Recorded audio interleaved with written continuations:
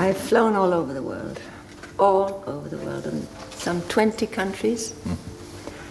My last... Audrey Hepburn was one of the most graceful, admired women in Hollywood history. The idea of her genuinely hating someone felt almost impossible to believe. And yet, for years, a story circulated about a rivalry so intense, so deeply personal, that it followed both women through the height of their careers. One role, one decision, and a wound that took decades to fully heal. What actually happened between these two iconic women is far more complicated than the headlines ever captured. And the real reason behind it has only recently come fully to light, from starvation to Hollywood glory. Audrey Hepburn's story began far from the bright lights of Hollywood. Born Audrey Rustin in Brussels on May 4, 1929, she spent much of her childhood moving from place to place as her father's work took the family across Europe. Home was never in one place for very long, with her early years divided between cities such as London and Arnhem. Yet those constant moves gave her one remarkable advantage. By the time she was still a young girl, she could speak 6 languages, a skill that would stay with her for the rest of her life. But as she grew older, however, lay a far more complicated reality. At the time, acting was simply a practical way to earn a living while still remaining close to the world of performance. Musical productions also allowed her to keep dancing, even if only in small ways. As she slowly built an acting career, another chapter of her life unfolded. After knowing industrialist James Hansen for several years, the two became engaged in 1952. Their relationship appeared full of promise, and Audrey believed she had found lasting love. But as the wedding approached, doubts began to grow. She realized that both of their demanding careers would make the marriage difficult to sustain. Despite making wedding preparations and choosing a dress, Audrey ended the engagement before they reached the altar. She later explained that if she married, she wanted to devote herself completely to that commitment. Although ending the engagement was painful, it also marked another turning point. With her ballet dream gone and her personal life-changing direction, Audrey poured all of her energy into acting. What had begun simply as a job soon became something much greater. She gradually moved from stage productions into small film roles, unaware that one extraordinary opportunity was waiting just around the corner. While filming Monte Carlo Baby in 1953 at the Hôtel de Paris,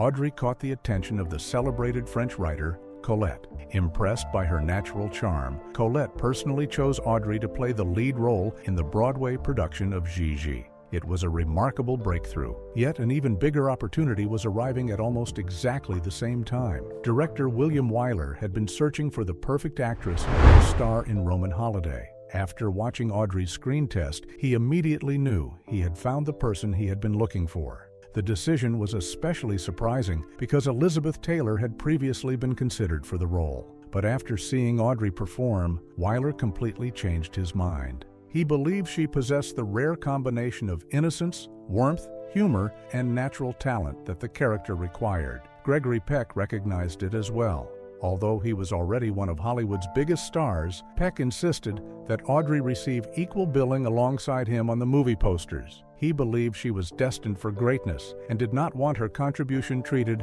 as secondary. His prediction proved remarkably accurate. When Roman Holiday premiered, audiences were captivated by Audrey's fresh and natural screen presence. At a time when glamorous stars like Marilyn Monroe and Grace Kelly dominated Hollywood, Audrey offered something different. Her elegance felt effortless, her beauty seemed approachable, and her performance introduced audiences to a completely new image of femininity. As Princess Anne, she embraced qualities that made her stand out rather than blend in. Her short hairstyle, expressive eyebrows, and graceful figure became defining features of a new generation of style. Before long, photographer Cecil Beaton described her as the public embodiment of a new feminine ideal. Then, almost immediately, everything changed. Her performance in Roman Holiday earned her the Academy Award for Best Actress. It was the moment that transformed her from a promising newcomer into one of the biggest stars in the world. Audrey could not have known it then, but the remarkable journey that had begun with hardship and heartbreak had only just entered its most extraordinary chapter. Just 3 days after winning the Academy Award, she stepped onto another stage and received a Tony Award for her performance in Ondine. Within a single week, she had achieved 2 of the entertainment industry's highest honors. Suddenly, Audrey Hepburn had become one of the most sought-after performers in the world. Directors wanted to cast her, journalists wanted to interview her, and audiences everywhere wanted to know more about the young actress who had risen so quickly. Amid that whirlwind of success, an important relationship quietly began to take shape. Gregory Peck spoke so highly of Audrey after Roman Holiday that he encouraged his close friend, actor Mel Ferrer, to meet her. When they were finally introduced, they connected immediately. Later, when they appeared together in Undine, their professional partnership gradually grew into a genuine romance. At first glance, they seemed like an unlikely couple. Audrey was only 24 and just beginning her rise to international fame. Mel Ferrer was older, twice divorced, and already the father of 4 children. Their lives appeared to be moving in completely different directions. Yet, despite those differences, the bond between them continued to grow, setting the stage for another defining chapter in Audrey Hepburn's remarkable life: the hidden cost of stardom. As Audrey Hepburn's career reached new heights, her relationship with Mel Ferrer became increasingly important to her. Unlike the brief and complicated romance she had shared with William Holden, her connection with Ferrer offered something much deeper. She found in him the stability and companionship she had long been searching for. The two had much in common. Mel was intelligent, well-educated, and, like Audrey, spoke several languages. They shared a European outlook on life and a genuine passion for film and the arts. Their conversations flowed naturally, and before long, their relationship had grown into something lasting. In September 1954, they quietly married in Switzerland. At that moment, Audrey seemed to have everything she had ever dreamed of. Her career was soaring, she had found love, and the future appeared full of promise. Looking back, however, that happy chapter would prove to be only a brief calm before life tested her once again. During the early years of their marriage, Audrey and Mel were regarded as one of Hollywood's most admired couples. They spent long evenings discussing films, exchanging ideas, and planning future projects together. Their partnership appeared strong, but behind the scenes, they were about to face a series of painful setbacks. More than anything else, Audrey wanted to become a mother. Soon after the wedding, she became pregnant for the first time. The joy was overwhelming, but it was heartbreakingly short-lived. In 1955, she suffered a miscarriage, leaving both her and Mel devastated.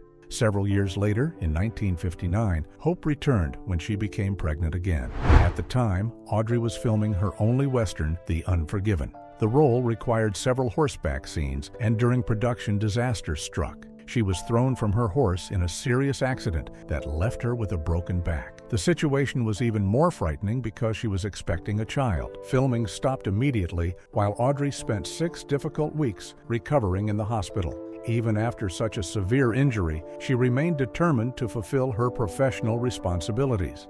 Wearing a back brace beneath specially designed costumes, she returned to complete the film. Sadly, the greatest heartbreak was still to come. Months after the accident, Audrey suffered a second miscarriage. Director John Huston carried the weight of that tragedy for years, believing the horseback accident had contributed to the loss. He later admitted that the experience forever changed the way he viewed the film. For Audrey and Mel, the grief was almost unbearable. Yet after years of disappointment, happiness finally arrived. On July 17, 1960, Audrey gave birth to her son, Sean Hepburn Ferrer. Determined not to risk another tragedy, she stepped away from acting for an entire year. Her focus became her son, and she devoted herself completely to motherhood. It was the role she had wanted more than any other. But her time away from Hollywood was only temporary.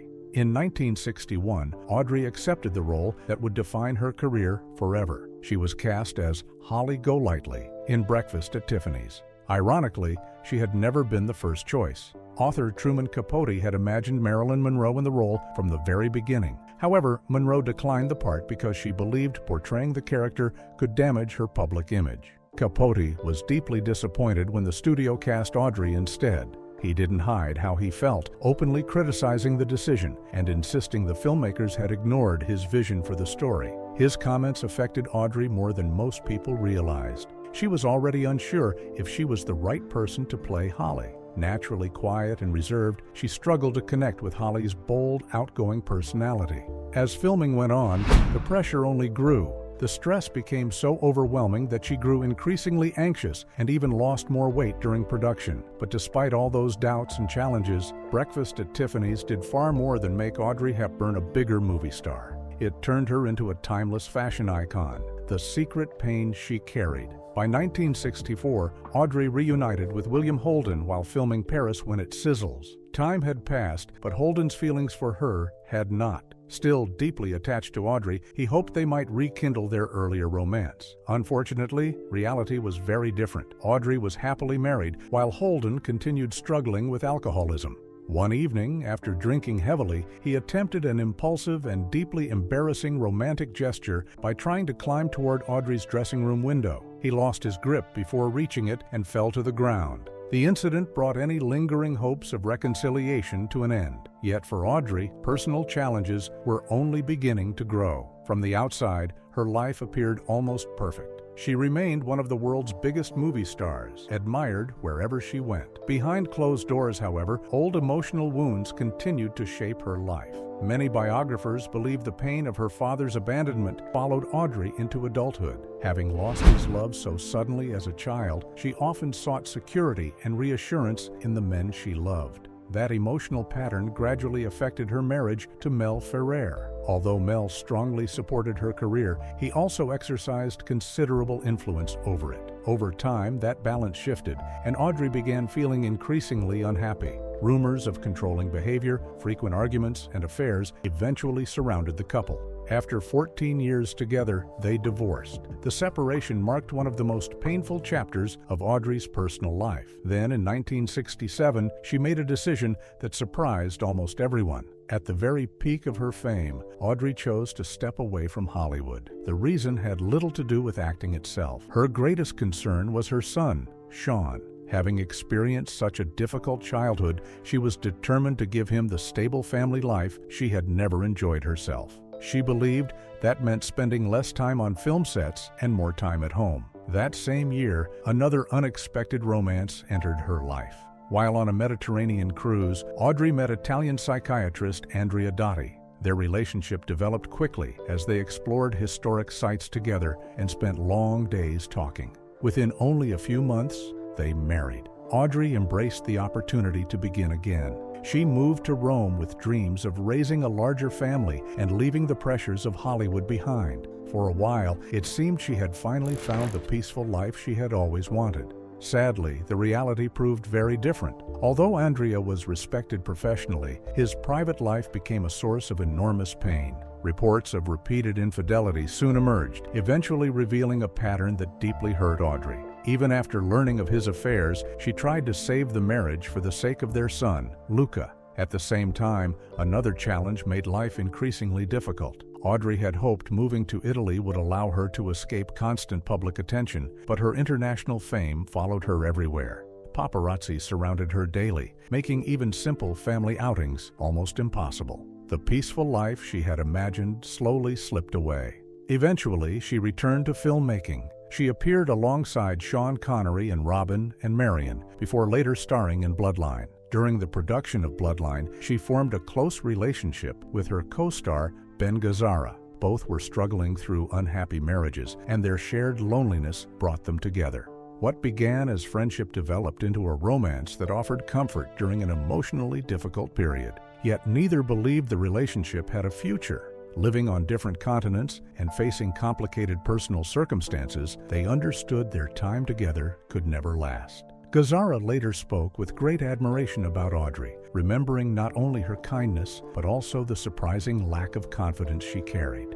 Despite winning an Academy Award and becoming one of cinema's greatest stars, Audrey privately questioned whether she was ever truly a good actress. It was another reminder that the woman admired by millions often judged herself far more harshly than anyone else ever did. Eventually, both the relationship with Gazzara and her marriage to Andrea Dotti came to an end. Emotionally exhausted, Audrey decided once again to leave Hollywood behind. This time she settled in Switzerland, moving into a beautifully restored farmhouse called La Paisible, a name that perfectly reflected the peaceful life she had always longed for. There, she found something fame had never been able to give her. She could walk through town unnoticed, enjoy ordinary routines, and simply live as herself, rather than as one of the world's most famous actresses. Although she remained proud of her work, she valued privacy far more than celebrity. She even declined major film roles because she preferred an ordinary life to constant public attention.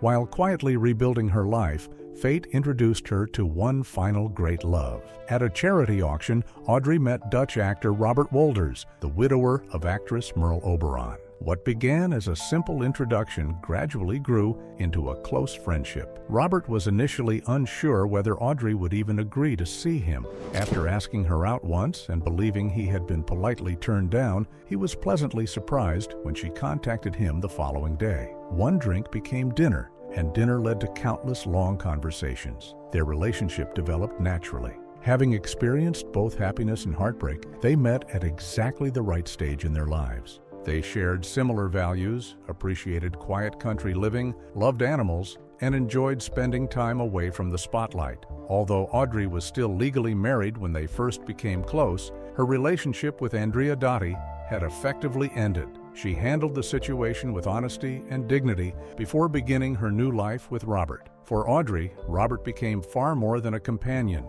They built a loving partnership that lasted for more than a decade. Although they never officially married, Audrey introduced him simply as her husband. To her, their commitment was defined by loyalty, trust, and affection, rather than by legal documents. At last, it seemed Audrey Hepburn had found the peace she had spent a lifetime searching for. But just as life had finally become quiet, an unexpected opportunity arrived that would once again change the course of her remarkable story. The ending that defined her. A chance invitation would ultimately give Audrey Hepburn one final purpose in life. When one of her cousins invited her to a UNICEF concert, she arrived expecting to simply watch the event. Instead, she found herself standing before the audience, sharing deeply personal memories of growing up during World War II.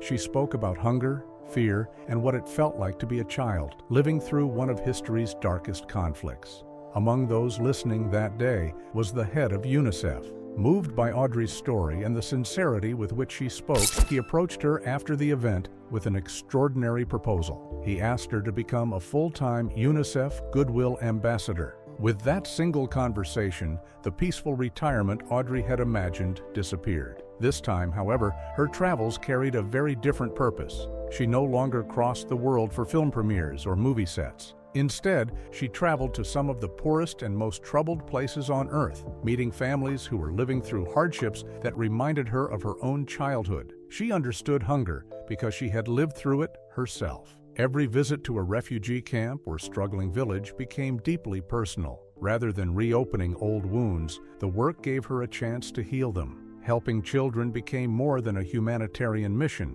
It became the calling that defined the final chapter of her life. Having endured so much as a child, Audrey felt a responsibility to give something back. Even after becoming one of the world's most admired actresses, the pain of her early years never completely disappeared. Among all those memories, none stayed with her more than the loss of her father. For decades, Joseph Rustin's absence remained an unanswered question. By the 1960s, Audrey finally decided she could no longer live without knowing what had become of him. With help from the Red Cross, she eventually traced him to Dublin, where he had been living ever since sending her to the Netherlands before the war. She hoped the reunion might finally bring peace. Instead, it brought another heartbreak. Audrey approached the meeting hoping to reconnect with the father she had missed for so many years. What she found instead was a man who remained distant, emotionally reserved, and seemingly unaffected by seeing his daughter again.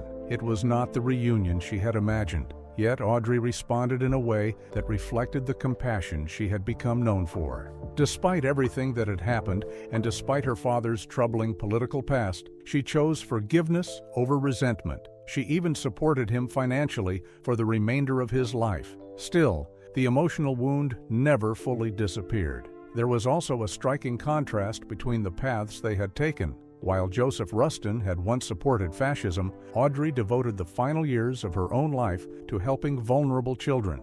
promoting compassion, equality, and hope wherever she traveled. By 1992, however, another challenge was waiting. Not long after returning from a UNICEF mission in Somalia, Audrey began suffering from severe abdominal pain. At first, her doctor believed it was an infection and prescribed antibiotics, but her condition only became worse. Concerned by the persistent pain, she traveled to Los Angeles for further medical tests.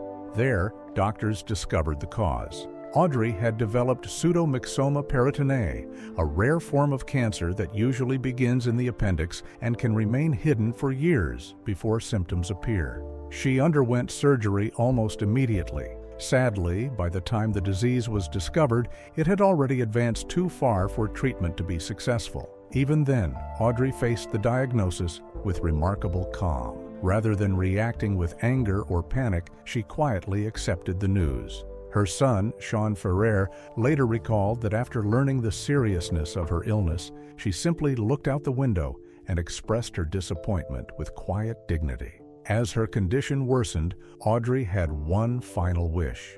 She wanted to return to her home in Switzerland. Unfortunately, doctors believed she was too ill to travel on a commercial flight. It seemed impossible for her to make the journey. Then one of her oldest friends stepped in. Fashion designer Hubert de Givenchy, whose friendship with Audrey had lasted for decades, arranged a private jet so she could return home safely. Their bond had always gone far beyond fashion. Over the years, they had become like family, sharing a friendship built on complete trust, admiration, and unwavering loyalty. Even with the private aircraft, the flight was extremely difficult. According to her longtime companion, Robert Wolders, Audrey required constant medical support throughout the journey. The pilots carefully adjusted the aircraft's descent to reduce changes in cabin pressure and make the trip as comfortable as possible. Against the odds, she made it home. She was able to spend one final Christmas in Switzerland, surrounded by the people she loved most.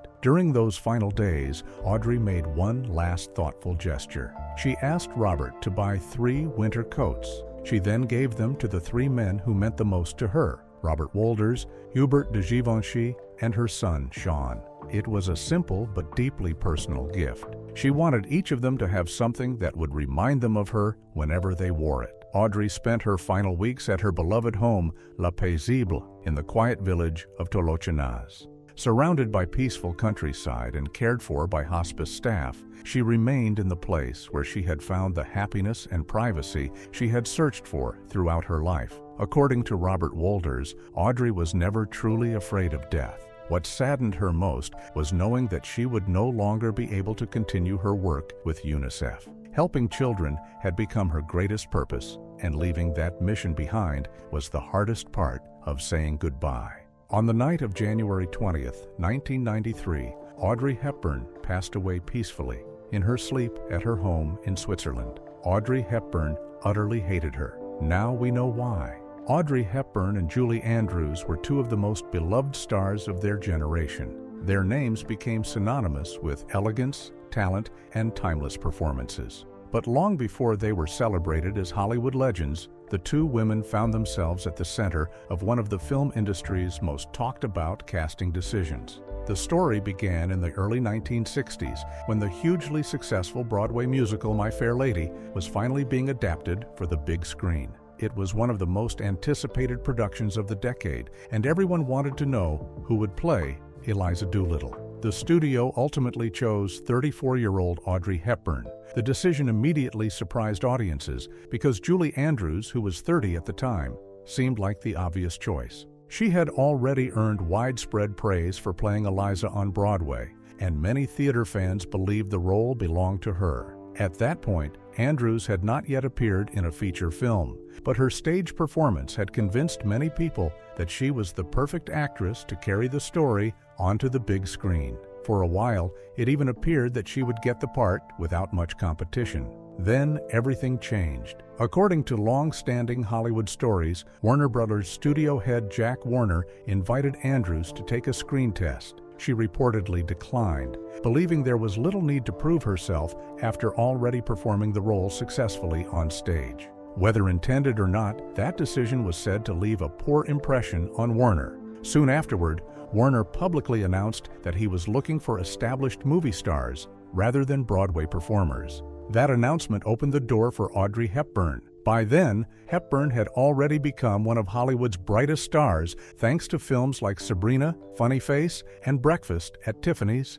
She had worldwide recognition, and the studio believed her name alone would draw audiences into theaters. To secure her for the role, they reportedly offered her an astonishing $1 million salary, an extraordinary amount for the time. Warner defended the decision by explaining that Hepburn's name was instantly recognized around the world, making her a reliable box office attraction. From a business perspective, the choice made perfect sense, but not everyone agreed. Broadway fans reacted with disappointment, believing Andrews had been unfairly passed over after creating the role on stage. Many criticized Hepburn, accusing her of taking a part that should have belonged to someone else. Hepburn understood why people felt that way. She openly acknowledged that Andrews had made Eliza Doolittle famous on Broadway and admitted she had initially hesitated to accept the role because of that. Eventually, however, she came to believe that if she declined the offer, another Hollywood actress would simply be cast instead. With that in mind, she decided she had every right to accept the opportunity. Even after filming began, controversy was far from over. Hepburn devoted herself completely to preparing for the demanding role. She spent long days rehearsing both the acting and musical numbers, determined to perform every aspect of the character herself. Director George Cukor later recalled how difficult those early singing rehearsals were, but he admired her willingness to struggle through the process without embarrassment. Rather than avoiding failure, she kept working until she improved. What Hepburn did not know was that the studio had already made another decision. Behind the scenes, the filmmakers had no intention of using her singing voice in the finished film. Instead, they secretly hired Marni Nixon, already famous for dubbing Natalie Wood's singing in West Side Story, to record nearly all of Eliza's songs. When Hepburn eventually learned the truth, she was heartbroken. Composer and music supervisor Audrey Hepburn later remembered how deeply the news affected her. She already felt uncomfortable about replacing Julie Andrews, and now she feared audiences would criticize her even more after discovering that someone else had sung the songs. Despite her disappointment, Hepburn never complained publicly. Those close to the production later recalled that she handled the situation with remarkable grace, even though it reportedly left her in tears behind closed doors. As filming continued, newspapers eagerly fueled stories of a bitter rivalry between Hepburn and Andrews. The reality, however, appeared to be very different. When the two actresses met during a Mary Poppins promotional event,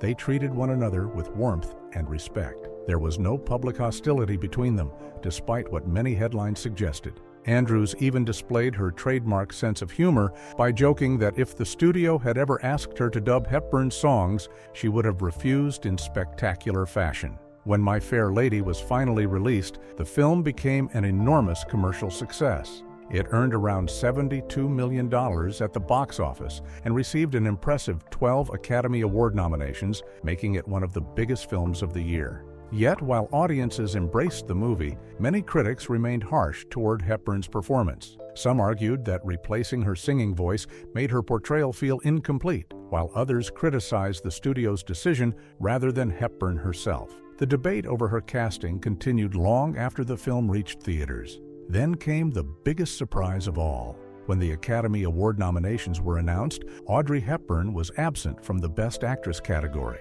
Julie Andrews, meanwhile, received a nomination for her very first film, Mary Poppins. On Oscar night, Andrews went on to win Best Actress, instantly proving that she could succeed not only on Broadway, but also on the silver screen. For many observers, the victory seemed to challenge the studio's earlier claim that she lacked enough film experience to lead My Fair Lady. Before the ceremony, Andrews had expressed sympathy for Hepburn, saying she believed Hepburn deserved a nomination. Even so, the press remained determined to portray the women as rivals. Photographs of Andrews holding her Oscar while standing beside Hepburn quickly became symbols of a feud that the media seemed eager to create. Some even claimed Andrews had won because voters wanted to make up for her losing the role of Eliza Doolittle. Andrews dismissed that suggestion, insisting she wanted to believe her victory had been earned on its own merits. Years later, she admitted that missing out on My Fair Lady had certainly been disappointing. Like anyone in her position, she had hoped she might be chosen when the film adaptation was announced. Even so, she explained that it had been more of a dream than an expectation, and she never assumed the part was guaranteed to be hers. As time passed, both women continued building remarkable careers, and the rumors of lifelong hostility slowly faded. After Hepburn's death in 1993, Andrews shared a memory that finally put the speculation to rest. She recalled that shortly after the 1965 Academy Awards, Hepburn quietly told her that the role should probably have gone to Andrews, but that turning it down had been too difficult. From that moment on, the two women remained friends. Looking back many years later, Andrews said that almost everyone who met Audrey Hepburn loved her. She remembered her with deep affection, describing her as someone who inspired admiration wherever she went.